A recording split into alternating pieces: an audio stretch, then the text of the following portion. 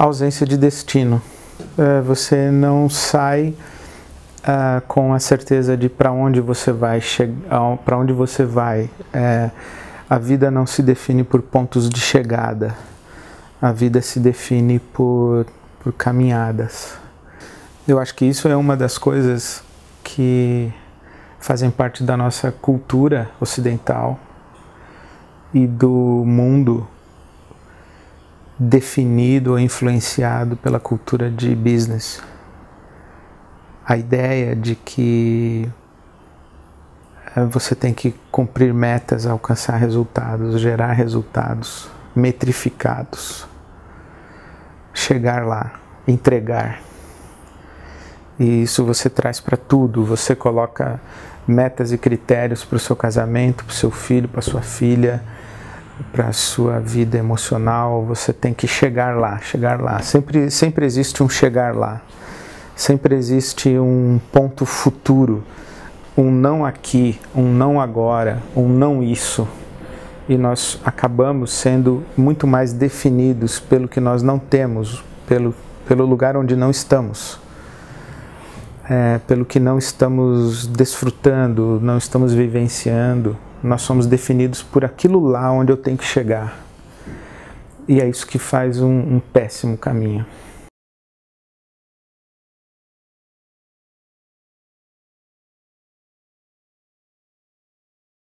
Ok, se eu não tenho a meta como critério, eu tenho o que como critério? Autenticidade, propósito. O que eu quero dizer com isso é: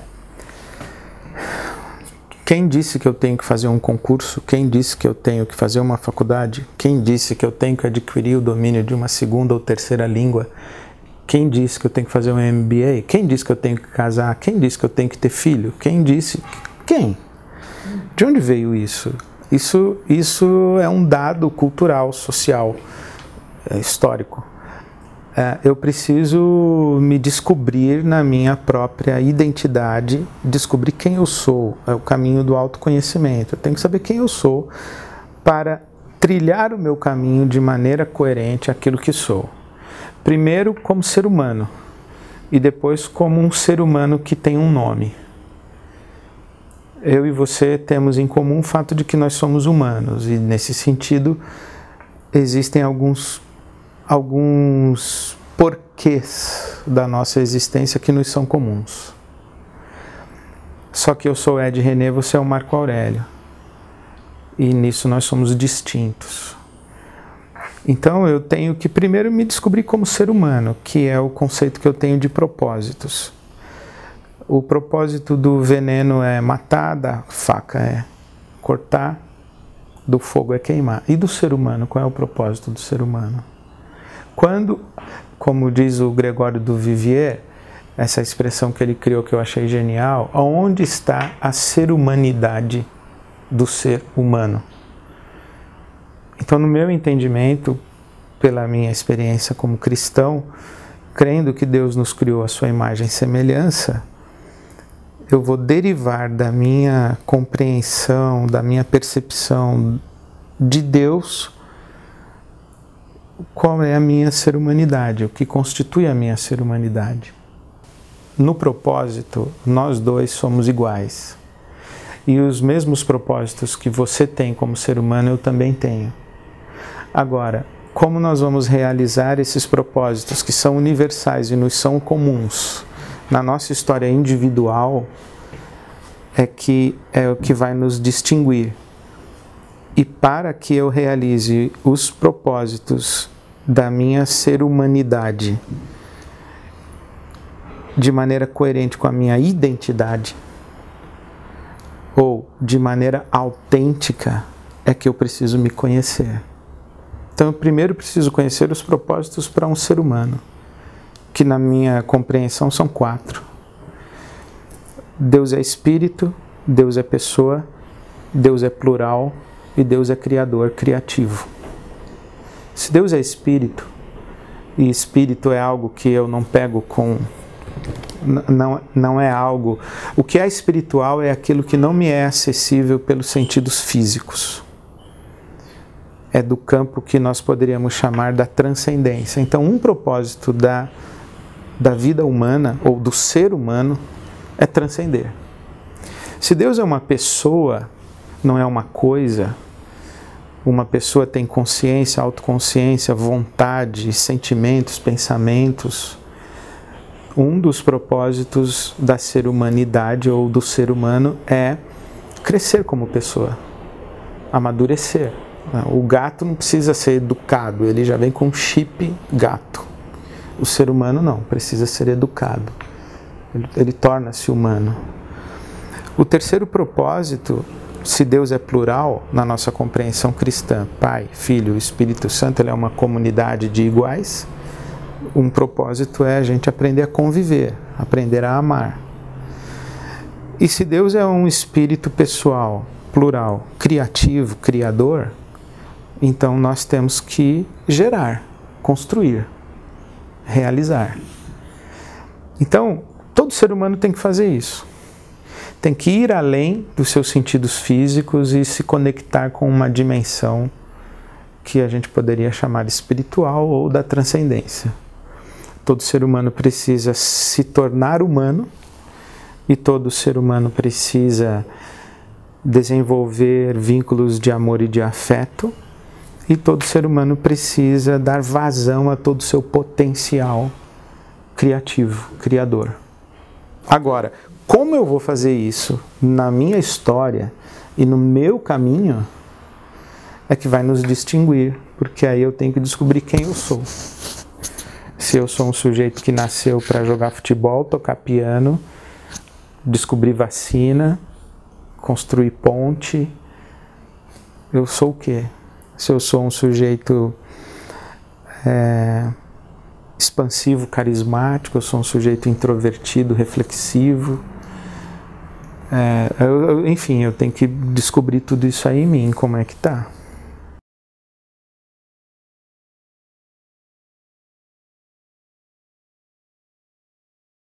Vamos olhar, eu acho que eu posso responder isso de duas maneiras. Vamos pegar a teoria mais simples de aprendizagem. Como que uma pessoa aprende? O básico do básico é, por exemplo, e por experiência.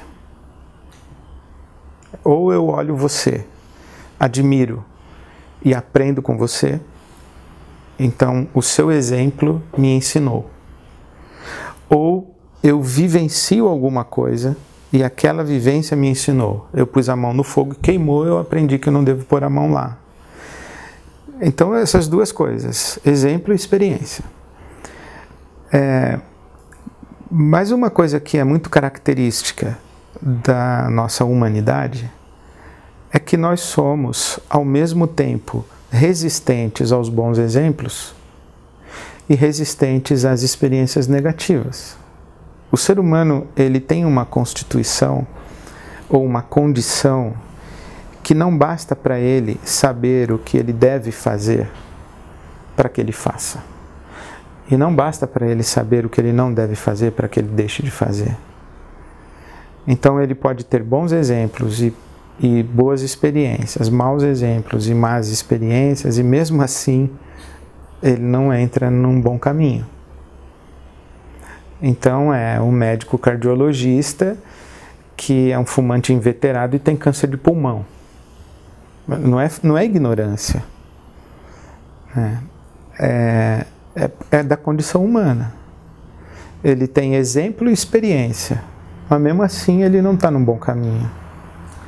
Então, a segunda maneira que eu responderia é que a gente entra no imponderável de um despertamento espiritual. Há um momento na vida humana em que o ser humano para pensar nessas coisas.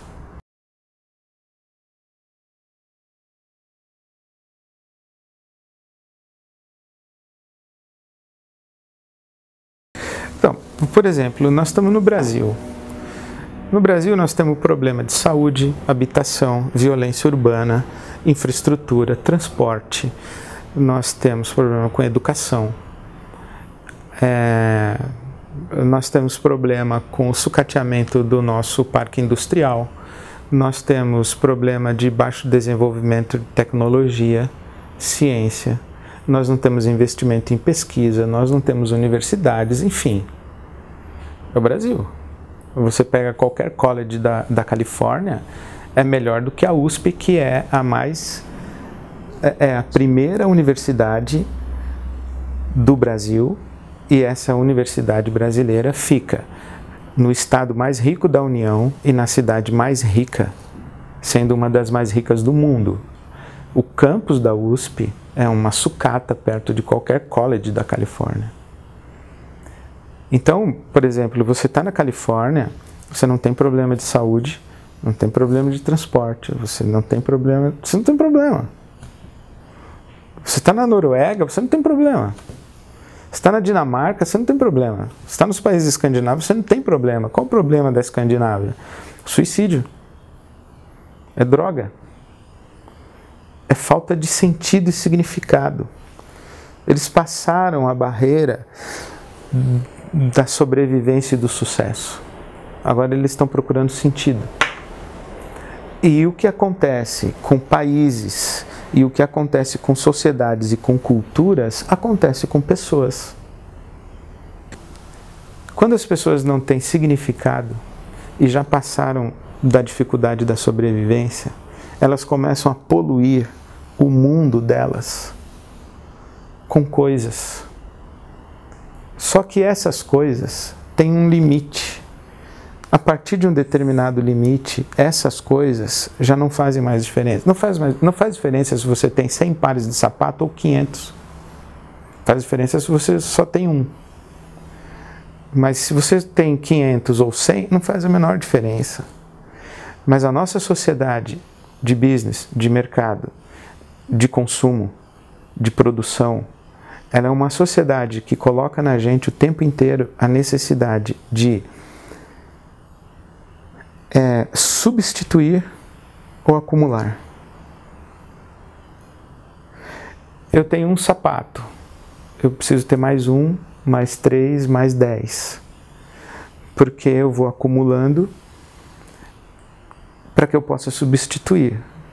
Ter sempre o mesmo não é legal, porque sempre o mesmo me dá sempre a mesma sensação, e eu quero sensações novas. Eu quero coisas novas. E eu acho que são essas coisas de fora que vão trazer para mim sensações novas. Então, se eu estou usando o mesmo sapato todo dia, eu quero sentir alguma coisa diferente. Eu acho que é um outro sapato que vai me trazer isso. Logo, eu estou sempre derivando das coisas as minhas sensações. E isso vale para sapato, vale para mulher, vale para religião. Eu só descobri até agora que não vale para time de futebol, mas para o resto tudo vale. Tem gente que troca de mulher, de filho, de família, de religião, de Deus, mas não troca de time de futebol.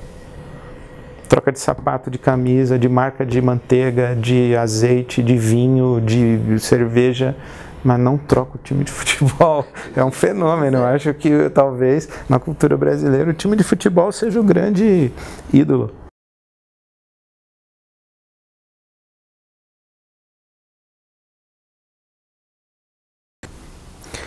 Novamente, eu acho que é a autenticidade.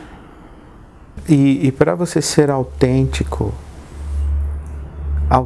mesmo, você precisa de duas coisas: lucidez e coragem.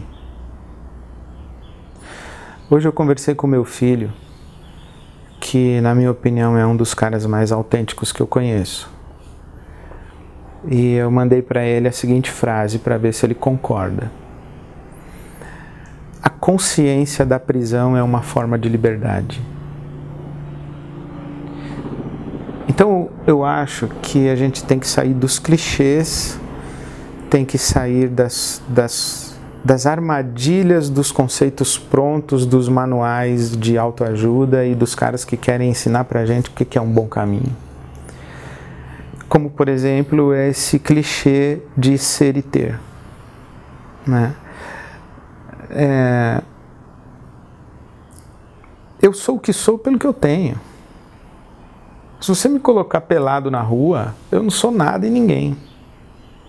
Eu sou o que sou porque eu estudei o que eu estudei, eu tenho a roupa que eu tenho o carro que eu tenho, a função social que eu tenho, o título que eu tenho. É isso que compõe a minha identidade.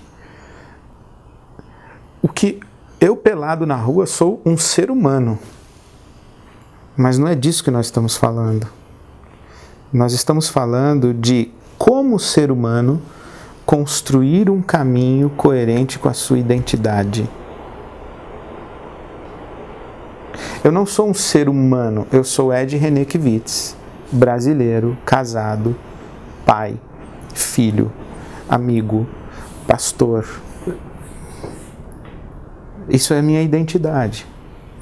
Agora, onde entra a lucidez? Primeiro aí, saber que aquilo que está na minha identidade não pode se transformar na minha prisão. Porque as coisas que compõem a minha identidade, elas podem ser perdidas. Elas não vieram comigo. Eu não trouxe comigo do ventre isso. Eu não trouxe um título de pastor. Eu não trouxe uma família, um filho, uma filha, um casamento, uma etnia, uma cultura. Essas coisas não vieram comigo do ventre. Essas coisas foram construtos posteriores da minha caminhada, da minha história. E eu preciso saber que o que vai dar realmente sentido à minha vida é aquilo que é próprio da minha condição humana. Isso aqui tudo muda. E uma vez que eu sei que isso tudo aqui é relativo, embora componha a minha identidade, eu tenho que me libertar o máximo possível disso. Eu tenho que aprender a viver de modo coerente com o que eu tenho e a partir da minha própria experiência de aprendizado, eu vou definindo o que eu tenho, se eu quero continuar tendo, o que eu não tenho, se eu quero buscar e vir a ter. Aí é o meu caminho de autenticidade. Eu não preciso ter BMW, eu posso andar a pé. Mas eu posso dizer, eu prefiro andar de BMW do que andar a pé. Não, mas você acha que você vai ser feliz tendo BMW? Eu não quero ser feliz tendo BMW, eu só quero ter conforto. Felicidade está em outro campo. Mas você acha que se você morar na praia, você vai ser mais feliz? Não sei se vou ser mais feliz, mas é melhor do que morar na periferia de São Paulo. Acordar e ver o mar e poder fazer uma caminhada na praia é melhor do que eu acordar com um caminhão de lixo e com a gritaria na minha rua e eu pegar 1h30 de trânsito para chegar no meu escritório. Não estou querendo felicidade, amigo, eu só estou querendo conforto. Eu já descobri isso. À medida que eu descubro isso, que estas coisas do ter, elas só podem melhorar a minha vida, mas elas não dão sentido à minha vida, eu me liberto delas, desfruto, eu manipulo, digo o que eu quero, o que eu não quero, consigo definir sacrifícios que eu estou disposto a fazer relação de custo-benefício. E quanto mais lúcido e corajoso eu for, eu vou poder dizer não para a sociedade. Vou dizer, não, eu não tenho nada. Eu tenho que amar. Eu tenho que ser um ser humano digno. Eu tenho que ser um ser humano que contribui de maneira útil para o maior número de pessoas e para o bem comum. E eu tenho que descobrir o que existe para além dos meus sentidos físicos, que é essa coisa que a gente dá o nome de Deus. Isso aí é próprio da minha condição humana. O resto... Então, qual seria o meu conselho? Sugestão, ou melhor, o meu testemunho? Autenticidade, lucidez, coragem.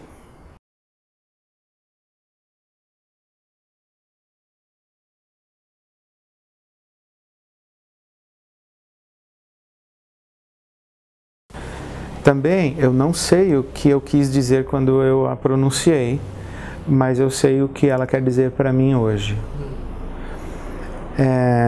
E a vida não perdoa os displicentes, tem muito a ver com uma coisa que eu aprendi com meu tio, quando eu era bem pequeno ainda. Ele disse: não importa o que a vida fez de você, importa o que você fez com o que a vida fez de você. Paul Sartre. Segundo, citando Paul Sartre, eu vou citar Lulu Santos. Uma das músicas mais geniais do Lulu Santos é a que ele diz assim: sei lá, tem dias que a gente olha para si e se pergunta se é mesmo isso aí que a gente achou que ia ser quando a gente crescer. E a nossa história, de repente, ficou alguma coisa que alguém inventou e a gente não se reconhece ali.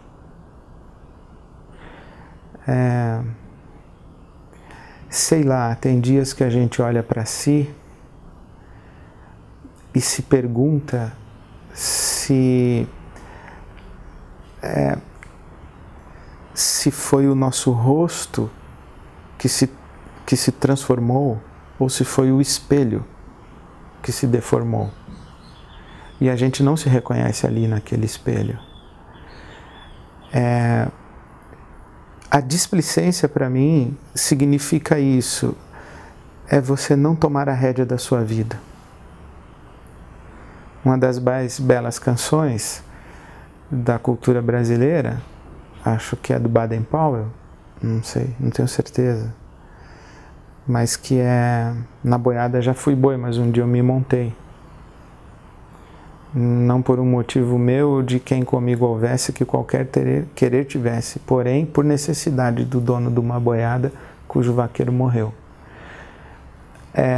Eu acho que todas essas falas têm a ver com isso, que é você tomar consciência de que você não tem liberdade absoluta, porque a liberdade que você tem, você a tem dentro dos limites que lhe estão definidos. Nós não temos liberdade para voar, porque nós não somos passarinho, nós somos seres humanos. Então a gente não tem liberdade absoluta.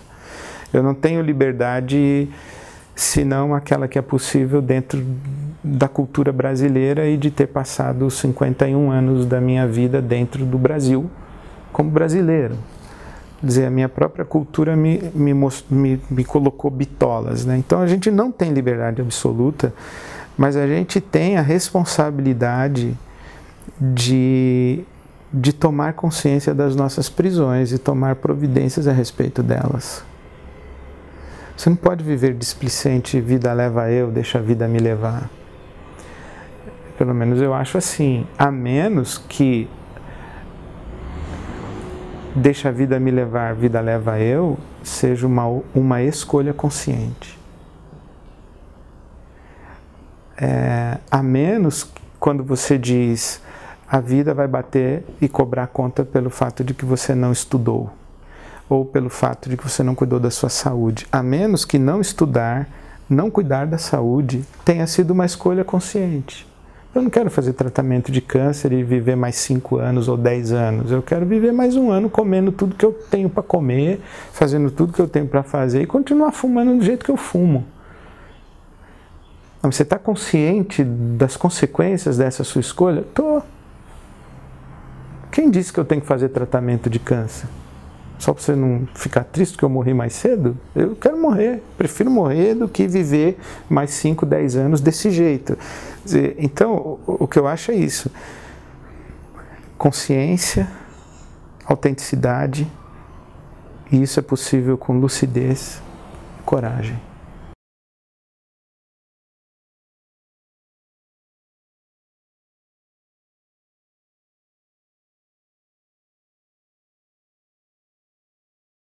Dá para escolher o caminho agora. Não dá para escolher lá atrás, mas dá para escolher o caminho agora.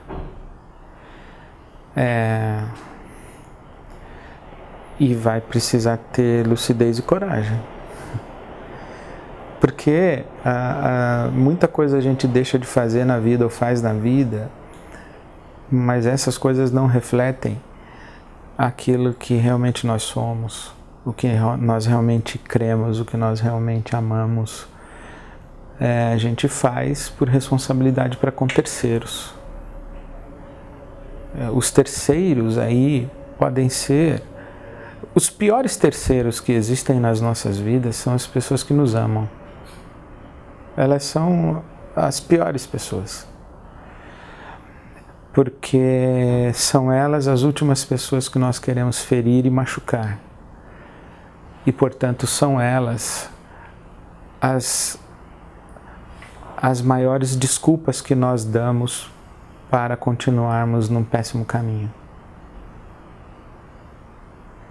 Eu sei que eu estou num péssimo caminho, mas se eu sair desse caminho, eu vou magoar tanto meu pai. Então eu vou continuar nesse caminho. Sendo o péssimo caminho, o caminho da não autenticidade. Eu não sou isso. Eu sou oficial do Exército Brasileiro, mas eu detesto a vida militar. Mas o meu pai era general. E o sonho do meu pai é que eu seja general, e eu estou quase lá. Eu sou coronel, vou para a reforma e vou ser general. Esse é o sonho do meu pai. E se o meu pai morrer hoje, amanhã eu dou baixa. Então eu estou num péssimo caminho, mas a pessoa que me ama e que eu amo é a desculpa que eu uso para continuar no meu péssimo caminho de não autenticidade. Então dá para escolher agora, mas a escolha implica lucidez e coragem. Agora, novamente, eu posso dizer, ok, eu vou ser general, porque eu não quero desapontar meu pai. Por que você vai ser general? Porque você gosta da vida militar?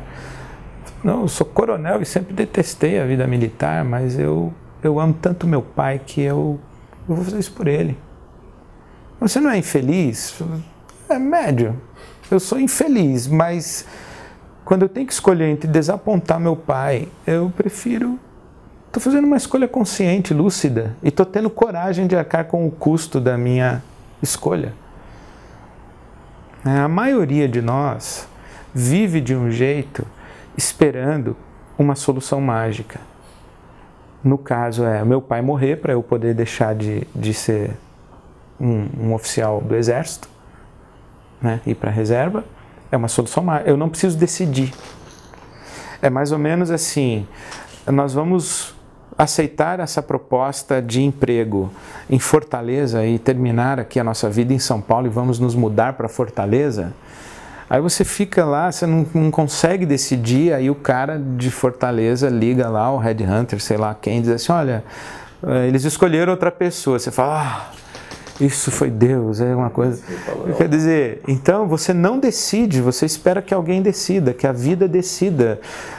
É o sujeito que está num péssimo casamento, mas ele não tem coragem de sair, ele quer que a mulher dele arrume um amante, ou que o marido arrume um amante. É melhor que ele arrumou um amante e agora eu tenho um motivo para sair do meu casamento, que eu sempre quis, mas eu não tinha coragem, mas sabe? A gente fica sempre protelando até que alguém decida por nós, ou a vida decida. E aí você alimenta uma vida fake, ou porque você não tem lucidez e não enxerga o quão fake é a sua vida, ou porque você enxerga, mas não tem coragem para torná-la verdadeira. E por último, e não menos importante, eu diria que é praticamente impossível alguém sair de um mau caminho sem receber ajuda. Praticamente impossível. Essa ajuda pode ser um psicoterapeuta, pode ser o Alcoólicos Anônimos, pode ser o pai, o irmão, um amigo, um coach, um pastor, uma igreja, sei lá, um chefe, sei lá, uma ajuda. Quem está num péssimo caminho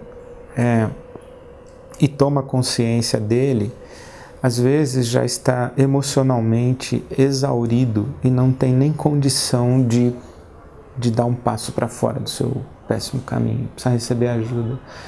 A ideia da autoajuda é ridícula, no sentido de que você acredita que vai ser levantado do chão puxando-se pelo cabelo. Você não vai conseguir.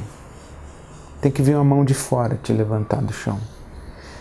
E eu penso que de todas as experiências de mudança de um mau caminho para um bom caminho, a experiência espiritual é inigualável. Tanto é que Jesus fala da experiência espiritual como nascer de novo. Nascer de novo. É você se reinventar ou ser reinventado a partir da sua experiência espiritual e do seu encontro com Deus ou do encontro de Deus com você, sei lá. E, inclusive, para sair de um mau caminho, a gente tem que se arrepender. Né? E arrependimento, a melhor definição que eu ouvi foi, por incrível que pareça, da teóloga Rita Lee. Expansão de consciência, né? Metanoia. Meta do além e noia de nous, mente. A mente que vai além, isto é, a consciência que foi expandida. Então, quando a sua consciência é expandida, o que eu estou chamando de lucidez, quando você tem uma experiência de lucidez, aí você tem que ter coragem para reformular a sua vida e o seu mundo à luz do que você acabou de ver, que antes você não via.